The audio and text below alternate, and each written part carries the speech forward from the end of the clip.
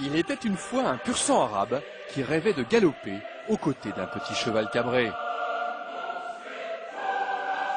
De Maranello à la Médina, il n'y a parfois qu'un pas que la Fulgura a franchi en l'espace de quelques mois. Imaginée, conçue et fabriquée du côté de Casablanca, la première GT marocaine ne tient pas du mirage, hormis son fuselage.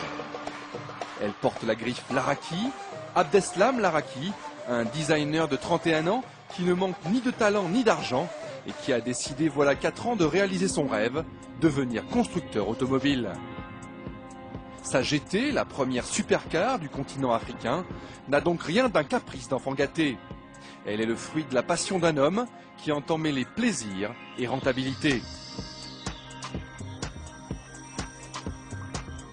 Le projet Fulgura est né concrètement en 2000.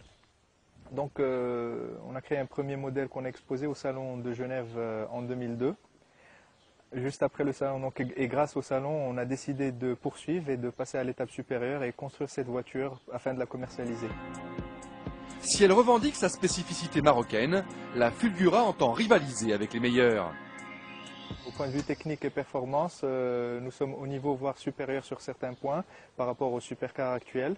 Et donc tout supercar digne de ce nom ne doit pas dépasser un nombre précis d'unités. Dessinée par Abdeslam Laraki lui-même, la Fulgura impressionne. Tapie au ras de l'asphalte, la GT mesure plus de 2 mètres de large. Elle étonne par sa prestance et son assurance, et se distingue par ses projecteurs sous plexiglas, ses clignotants pendentifs et ses larges entrées d'air au bout de l'interminable capot. Le profil, avare en surface vitrée mais généreux en taille de pneus, rappelle les Lamborghini, tout comme les portières à ouverture en élytre. Encore plus brutale et spectaculaire, la poupe mérite le détour. Les feux en amande évoquent le regard du félin, avec un discret béquet en guise de paupières.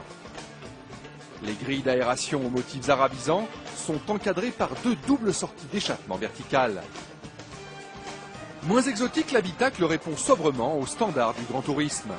Le cuir et l'alcantara sont au rendez-vous, l'ergonomie des sièges et l'aménagement bien pensé font passer l'absence de repose-pied, mais on regrette le dessin trop convenu de la planche de bord.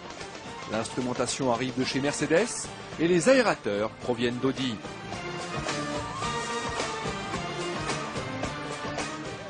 Le moteur lui aussi est made in Outre-Rhin, mais franchement personne ne s'en plaindra. Ce V8 5 litres 4 compresseur porte l'estampille AMG, le célèbre préparateur de Mercedes. Doté d'un kit Brabus, il développe 570 chevaux en attendant une version V12 biturbo de 660 chevaux. Et ça tombe plutôt bien car à l'évidence, je me sens moins à l'aise avec les pur sang arabes qu'avec les chevaux allemands de la Laraki. Moins de 4 secondes pour atteindre les 100 km/h, 330 km/h en pointe. Les performances de la Fulgura V8 flirtent déjà avec les sommets de la catégorie. Grâce à une carrosserie en fibre de carbone et une plateforme en aluminium, la supercar marocaine pèse moins de 1200 kg. À l'image de ses rivales, de chez Porsche ou Ferrari, la Fulgura associe légèreté et rigidité. Sur ce prototype fabriqué au Maroc et mis au point en Allemagne, quelques imperfections méritent correction, comme le débattement trop important de la transmission séquentielle à 6 rapports, mais la Laraki semble posséder les moyens de ses ambitions. Maniable en ville, facile sur route et torride sur les lignes droites sud-sahariennes, elle revendique un comportement en accord avec le mordant du freinage et la fermeté de l'amortissement. Même son tarif, parfaitement prohibitif, plaide pour son accession au club très fermé des monstres sacrés. Laraki table sur une production de 25 unités chaque année, livrable à partir du printemps 2005.